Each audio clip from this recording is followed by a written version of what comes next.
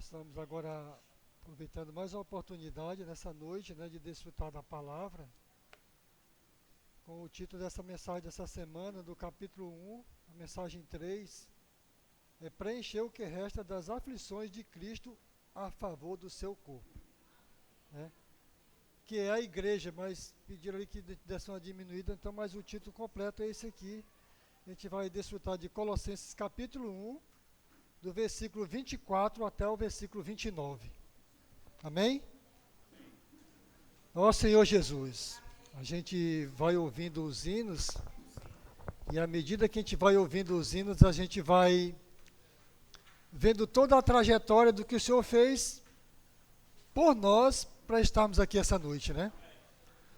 Então, eu te agradeço, Deus, por se lembrar de mim. Puxa vida, isso é maravilhoso, né?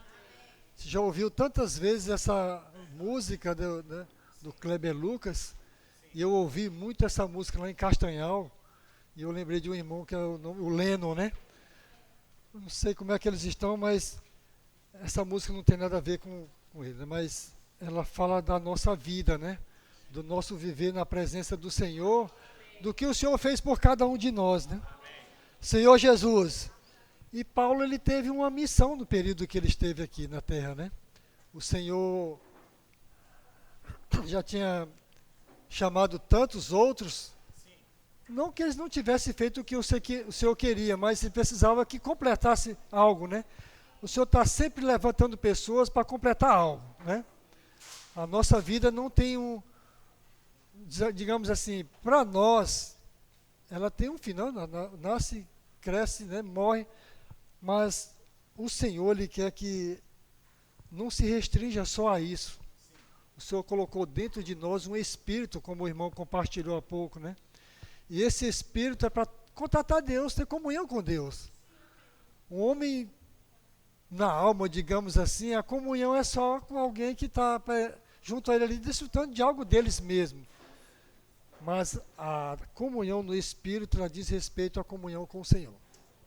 Essa comunhão com o Senhor, ela nos dá uma direção, ela nos leva a um caminho, né? Como ele diz, eu sou o caminho, a verdade e a vida. E essa vida que nós temos, foi Ele que deu para nós. Gratuitamente, nós não pagamos nada, né? Como diz o ditado, não pagamos nem um centavo, né? Senhor Jesus.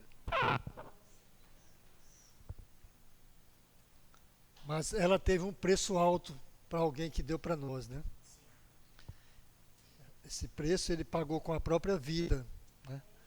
Senhor Jesus, para nós estarmos aqui essa noite, o Senhor ele passou por um sofrimento, né? A ponto de querer sair naquele momento, de desistir. E tem hora que eu fico pensando, já pensou se o Senhor tivesse desistido, né? Mas ele foi enviado pelo Pai para que ele cumprisse até determinado ponto, digamos assim, né? E chegou um ponto que o Senhor disse, pronto, agora aqui eu já está consumado, até digamos assim, a minha parte está feita, né? Senhor Jesus, mas ele retornou como espírito que dá vida para poder entrar no homem, né? E esse trabalhar de Deus agora está sendo continuado de dentro para fora. Senhor Jesus, existem situações que a gente acha até que Deus desistiu, né? Puxa vida, Deus não está ouvindo a minha oração, Deus desistiu de mim, eu estou a ponto de desistir, bate um desespero dentro do ser humano. Mas o Senhor diz assim, não andeis ansiosos com coisa alguma, né? Dá uma paradinha, eu tive uma comunhão com minha filha esses dias, está perto do retorno dela, e ela fica preocupada, aquela coisa, como é que vai ser, e eu só tive uma coisa para dizer para minha filha, assim como o Senhor preparou tudo isso para que você estivesse aí, e esse período que você esteve aí, você amadureceu, então agora você precisa levantar a cabeça e ver que o Senhor está lhe trazendo de volta e vai preparar as mesmas coisas para você, né? O Senhor não desiste do homem, né? Essa palavra não desiste, eu anotei aqui, agora já bem quando eu estava aqui, na última mensagem que foi falada, né, do versículo 1, do 13 ao 23, e uma das frases que foi falada pelo irmão que liberou a mensagem foi assim, não é fácil, Mas assim, todos nós somos importantes para a igreja. Um pouco antes ele estava se referindo aos filhos, né? Que os nossos filhos, eles, não estamos falando aqui de mensagem para filhos, mas para jovens, né? Mas todos nós estamos incluídos nesse pacote, né? Digamos assim. Não só nós pais, mas os maridos, as mulheres e os filhos, que é a geração, né, do amor do casal, e agora esse amor se estende até os filhos. Então Deus não desiste de nenhum deles. Eu preciso botar na minha cabeça o seguinte, que às vezes eu posso até achar, puxa, Deus desistiu, Deus entregou a uma situação difícil que eu não posso resolver, mas Ele é um Deus presente que se oculta. Deus está presente. E outra vez a gente ouviu uma frase aqui que diz assim, que o problema não é a presença de Satanás, é a ausência de Deus. Deus está presente. Deus está ausente ali, é um Deus presente que se oculta. O inimigo está ali infundindo coisas na cabeça dos filhos, dos pais, das mães, dos irmãos, né? Mas esse Deus está ali para livrar. Ó Senhor Jesus. E com Paulo não foi diferente, né? Paulo era um perseguidor, ele sabia fazer aquilo perfeitamente, né? Ele era bom no negócio. Às vezes, quando eu estou conversando com os irmãos, a gente fala numa linguagem mais diferente. Ele era bom no negócio, ele sabia fazer, né? E eu tive comunhão com o irmão ontem, né? Disse, quem é que dava autoridade a ele para fazer tudo isso? Isso eram os religiosos, né? Os homens não queria que o Senhor reinasse ali naquele ali, fosse o primeiro, digamos assim, e eles não queriam que ele reinasse, digamos assim. Então ele dava autoridade para ele prendia, batia, matava, perseguia, fazia tudo, né? E chegou um período que não tinha mais ninguém naquela cidade que ele perseguia, ele pediu uma autorização para ir para Damasco. Foi exatamente onde o Senhor deu uma parada em Saulo, né? Naquele momento ele viu uma grande luz, né? E nessa luz ele percebeu que tinha alguém que era superior a ele. E a pergunta foi muito clara, quem és tu, Senhor? Né? E ali, dali por diante, ele não chegou a ver mais, não viu mais nada, ele cegou. E quando foi para recobrar a visão, foi alguém tão pequeno, que depois ele nem apareceu mais, mas ele, quando não estava vendo nada, ele reconheceu alguém que era o Senhor, Cristo, né? E quando ele abriu os olhos, ele viu irmãos, viu a igreja, né? Ali era um irmão que foi orar por ele, que o Senhor enviou, que a princípio não quis ir, porque ficou até com medo. Poxa, esse cara era perseguidor, batia, prendia, e aí o Senhor fez, ó, vá, porque foi eu quem escolhi. Ele é para mim um instrumento, né? E escolhido por Deus. Mas uma coisa ele deixou bem claro para Paulo, agora ele vai saber o que é bom sofrer pelo meu nome. O quanto importa sofrer pelo meu nome, né? Irmão, Deus não prometeu mar de rosas nem brisas do sul, né? Mas como é que diz o hino? Não prometeu mar de rosas nem brisas do sul, mas prometeu, né? Descanso em labor. Então, o que é descanso em labor, irmão? É você descansar trabalhando. Para nós, o descanso é quando você sai do trabalho, você corre, toma um banho, pula ali numa cama, descansa, né? Mas no Senhor, o descanso é servindo. E Paulo, ele foi chamado, e aqui ele confessa, ele deixa bem claro, como ele diz no versículo 24, 25, ele diz assim, da qual me tornei ministro. Quer dizer, ministro o que é? Um servo. Né?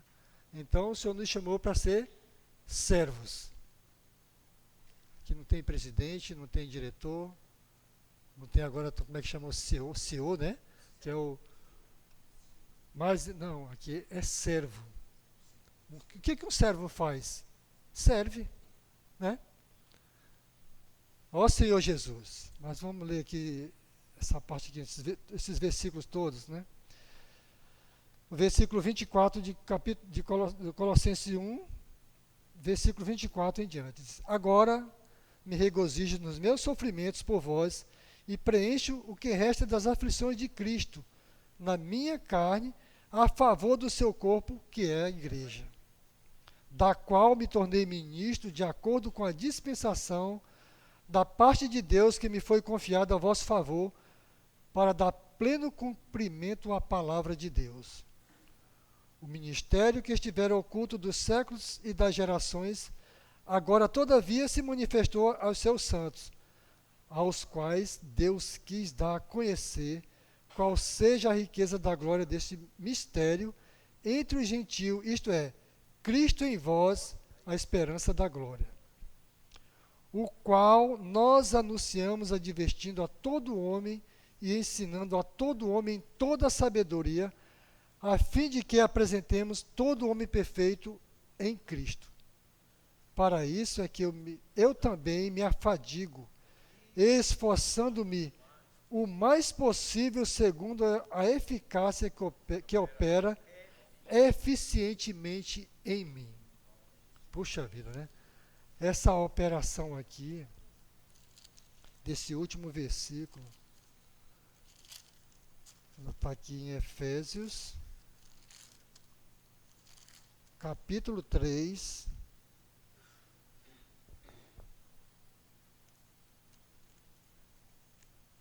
é o 3 mesmo, né? Efésios capítulo 3, versículo 20, diz assim, ora, aquele que é poderoso para fazer infinitamente mais do que tudo quanto pedimos ou pensamos conforme o seu poder que opera em nós. Que poder é esse? É o poder do Espírito, né? Esse poder do Espírito que estava em Paulo é o mesmo que está em nós. Amém? Senhor Jesus, no versículo 24 ele diz assim, agora me regozijo, para você se sentir alegre por algo que o Senhor lhe enviou, que na verdade quem envia é o Senhor, né? Nessa comunhão que eu tive ontem, surgiu até uma boa parte da nossa ida a Floriano, né? Porque assim, se a gente olhar para toda essa trajetória de Paulo, ele não dormia bem em um lugar, né, confortável, não tinha um hotel 5 estrelas, não tinha um carro para ele andar, né? Ele andava de barco, andava a pé. Mas ele se sentia feliz quando ele passava, que ele pregava o Evangelho, que ele via o resultado. Né? Hoje foi contada uma história para nós aqui do encontro de umas irmãs que há muito tempo não se viam.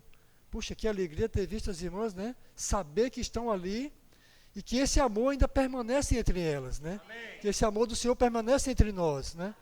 Puxa vida, Paulo, eu creio que ele se, puxa, eu sofri tanto, passei por tanta coisa, mas agora eu vejo que o que o Senhor fez através de mim teve um resultado, né? Que o sofrimento que ele passou gerou vida, né? Senhor Jesus, ele diz assim, preencha o que resta das aflições de Cristo na minha carne a favor do seu corpo, que é a igreja. Então o que o Senhor fez até a sua crucificação foi nos redimir do pecado, né? Nos dar vida, água para gerar vida e o sangue para nos redimir do pecado. Mas a igreja ainda precisava ser trabalhada, né? E o Senhor foi levantando pessoas, inclusive nós, irmão. Nós somos essa geração que o Senhor levantou. Foi compartilhado também que nós não podemos nos acomodar. Puxa, estou tão acomodado, né, como foi falado. Isso é um reconhecimento do que eu tenho, do que o Senhor já fez, e eu não apresentei para o Senhor. Romanos diz assim, porque eu recebi do Senhor o que também vos entreguei. Né? Então você prega o Evangelho, gera aquele filho para o Senhor, porque o filho é gerado para o Senhor, não é para mim. Eu não sou dono dos irmãos. As pessoas que é pregado o Evangelho que creem no Senhor não são meus. Né? O Senhor disse que é multiplicar e encher a terra. Né? E lá em João ele diz, não foste vós que me escolheste, eu vos escolhi a vós outros para que vós dê fruto e o fruto permaneça. Por que precisa permanecer? Porque Paulo disse que vai apresentar. Né? Ele diz assim, como é que ele fala? o 28 diz assim, o qual nós anunciamos, advertindo a todo homem e ensinando a todo homem em toda a sabedoria, a fim de que apresentemos todo homem perfeito em Cristo. Ó Senhor Jesus. Então, esse trabalhar, a partir da pregação do Evangelho, porque assim, Romanos deixa para nós claro assim, que todo aquele que invocar o nome do Senhor será salvo. Puxa, seria muito bom, né? Você crê no Senhor, invoca o nome dele, está salvo, pode voltar para fazer o que quiser, né? Naquela hora que o Senhor voltar, aí eu me apresento, pronto, eu já invoquei o nome do Senhor, estou salvo, estou aqui. Que hora que eu vou entrar? Não, não funciona desse jeito. Tem a justificação, santificação, conformação, justificação, transformação, né? Aí o último é a glorificação. Então você vai ter que passar por várias fases, né? Ontem também na comunhão a gente falou assim, por exemplo, um jovem se formar em medicina, né? Eu não entendo do assunto, foi uma pessoa que estava comigo que comentou, e eu daí fazendo alguns comentários. Passa a estudar, são aulas teóricas, né? Aí, determinado período, vai começar a praticar algo, né? Vai para a sala, vai ter e tal, vai indo, aí termina. Quando termina, não ficou só ali, vai fazer residência, mais especialização, doutorado, quer dizer, ele vai ficar nos trinques, né? Ele pode, o dono do paciente pode entregar tranquilo que ele está no ponto de resolver o problema, né? Senhor Jesus. Então, irmão, há um processo também na vida da igreja. Né? Paulo, para chegar a esse ponto de toda essa mudança, ele teve que se negar de muitas coisas, né? Na vida da igreja hoje também não é diferente. A gente precisa negar a vida da alma, né? Negar-se. Coríntios diz assim, negue-se a si mesmo. Tome sua cruz e siga-me. Quando ele diz examine-se a si mesmo, não é para examinar os outros, não, é para examinar eu me examinar. Né? E eu mesmo negar a minha vida da alma. Eu não posso negar a vida da alma por você. Cada um vai negar a sua. Né? Dependendo da medida, eu não sei que o tamanho da dívida da minha é grande. Viu? E é perigosa, né? Teimosa. Senhor Jesus, mas tem o Senhor, né, para cuidar de mim, né? Para nos dar a direção. Ó Senhor Jesus. Vamos ler aqui uns versículos aqui. 1 Pedro, capítulo 6, até o 8.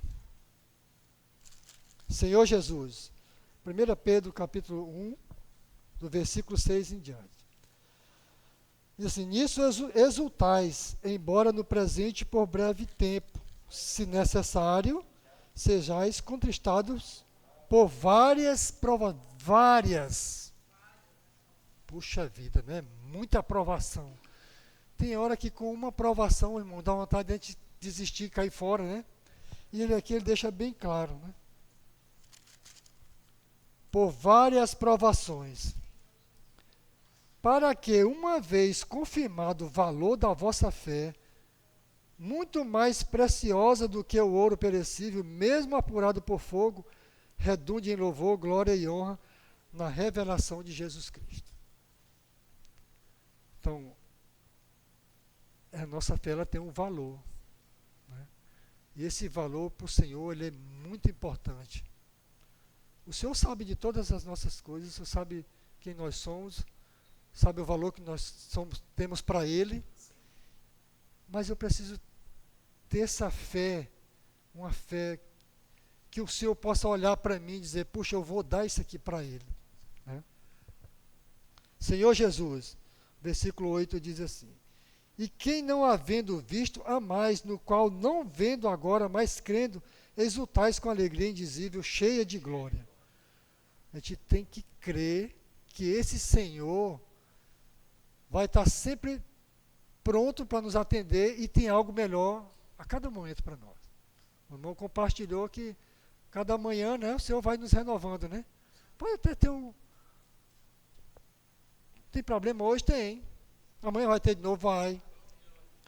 Todo dia precisamos matar um leão, né? Está preparado para matar o leão, né?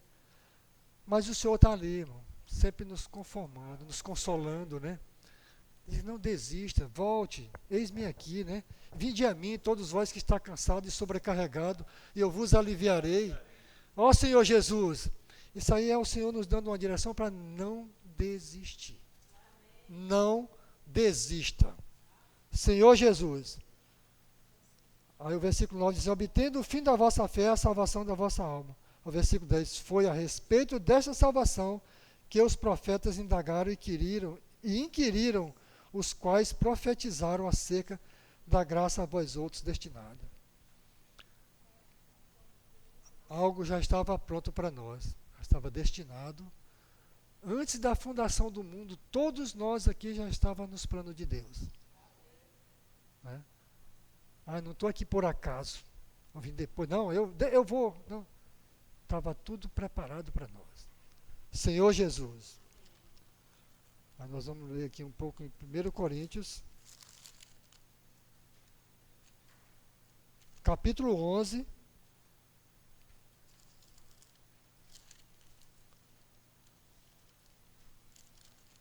Onde foi?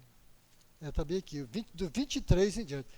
2 Coríntios, capítulo 11, versículo 23. Amém? 2 Coríntios, capítulo 11, versículo 23 em diante. Amém?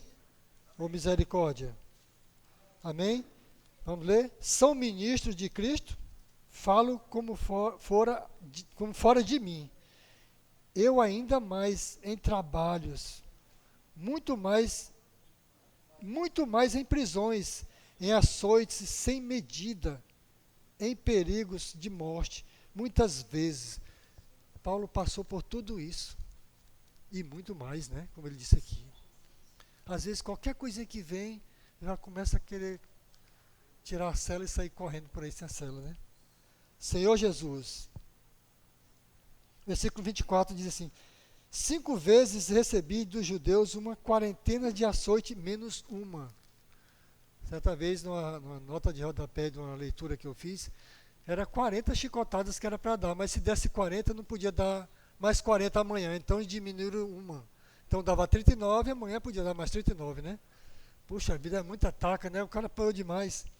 Senhor Jesus, fui 3 vezes fustigado com varas, uma vez apedrejado, em naufrágio 3 vezes, uma noite e um dia passei na voragem do mar.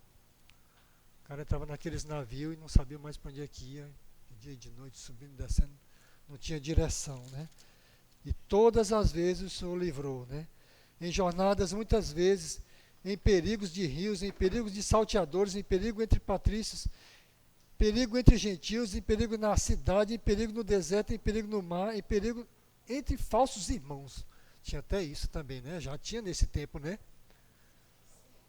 Falsos irmãos naquele tempo já existia, né?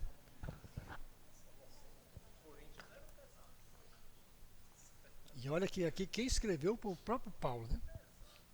Senhor Jesus, em trabalhos e fadigas, em vigílias, muitas vezes em fome e sede, em jejum, muitas vezes em frio e nudez.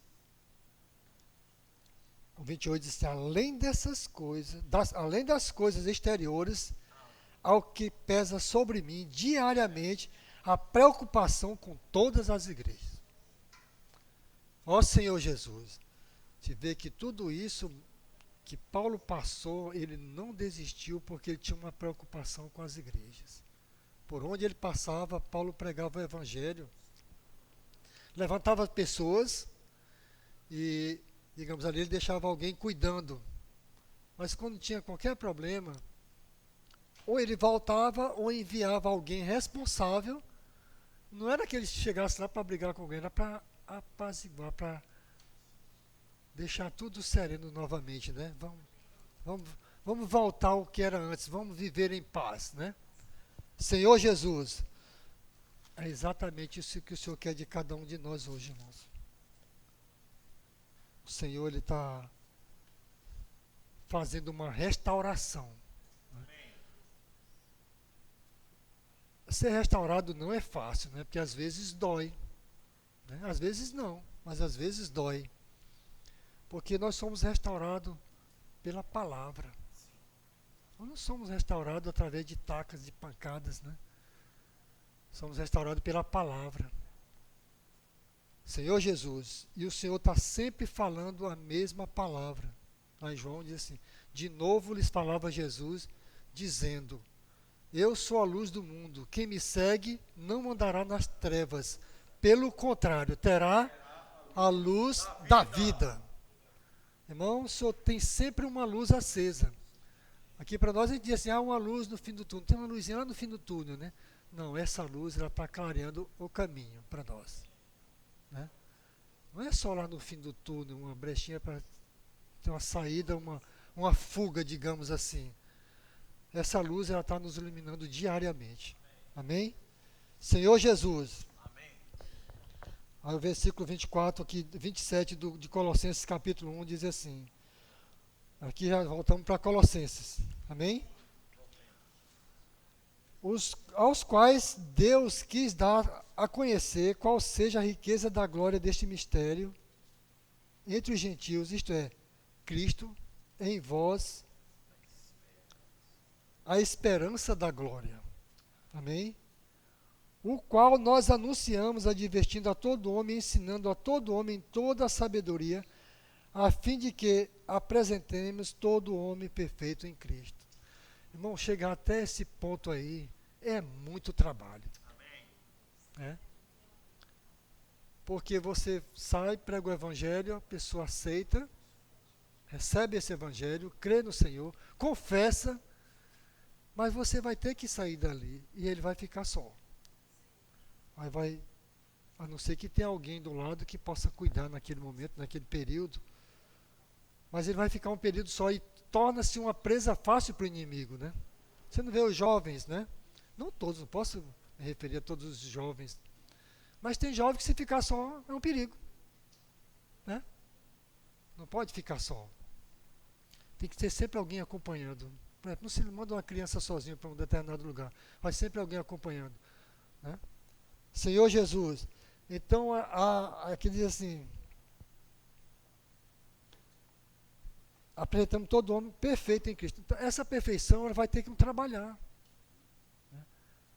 E Paulo ele tinha essa preocupação, porque o que o Senhor mostrou para ele, para Paulo, ele fez com tanta dedicação, com tanta fidelidade, que eu ontem na comunhão que eu tive com o irmão, toda vez que eu leio esse versículo, eu imagino, puxa, o que foi que ele viu ali, o que foi que o Senhor mostrou para ele? Foi algo tão importante e ele recebeu aquilo que ele pegou para ele mesmo, disse assim, eu vou fazer do jeito que está aqui. Claro, talvez houve algumas mudanças que o próprio Senhor deve ter mudado, né? Mas ele foi fiel ao que o Senhor falou, ao que o Senhor mostrou para ele. Mesmo em todo esse sofrimento, ele levou até o fim o que o Senhor entregou para ele. Até quando não deu mais para ele. Né? Embora ele tenha apanhado muito, tenha sofrido muito. Mas é o seguinte, quando eu me referi à cidade de Floriano, que nós somos, a alegria o que é? É quando você vai, tem comunhão, não você vai para as igrejas dizer o que tem que fazer, nem consertar algo, não. Vai se ter comunhão com os irmãos, na palavra. E a palavra, ela vai dar a direção. Né? Não é que esteja, não é questão de certo ou errado. É o Senhor que vai dar a direção. E juntos nós vamos desfrutar dessa palavra, desse amor. Então há uma alegria entre eles, entre nós, os que estão chegando e os que estão esperando. Né? Então foi uma recepção primeira, digamos assim. Né? Amém. A saída, os irmãos orando, agradecendo, aquela coisa. Então há uma alegria, um regozijo. Era exatamente o que Paulo sentia, que nós precisamos sentir hoje. Que já estão sentindo, que ainda não sentiram, pode sentir, né? Tudo isso agora foi o Senhor entregou para nós. Senhor Jesus. E o versículo 29 diz assim: para isso é que eu também me afadigo, esforçando-me o mais possível, segundo a eficácia que opera eficiente em mim.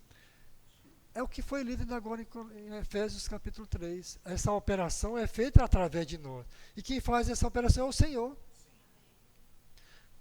Por nós mesmos, nós não somos capazes. Assim, não que por nós mesmos somos capazes de alguma coisa como se partisse de nós. Pelo contrário, a nossa suficiência vem de Deus. Né? A suficiência, ela vem de Deus. Então, o Senhor, o que o Senhor tem para nós é isso, irmão. É que nos apeguemos a essa palavra, né? Nós estamos encerrando aqui o capítulo 1 de Colossenses, né? Nós estamos na terceira mensagem, e ela vem falar de uma missão. Essa missão foi entregue também para cada um de nós. Nós possamos tomar posse, né? Amém. E essa missão não é para ser, pegar essa palavra aqui, um ministro, da qual me tornei ministro. Embora um ministro, que a gente sabe é que para nós, no nosso viver humano, é alguém que sabe distribuir as coisas, né? Sabe cuidar, sabe dispensar, sabe. Mas aqui ele fala de um servo, de um mordomo, né? O mordomo sabe distribuir a alimentação na casa do seu Senhor.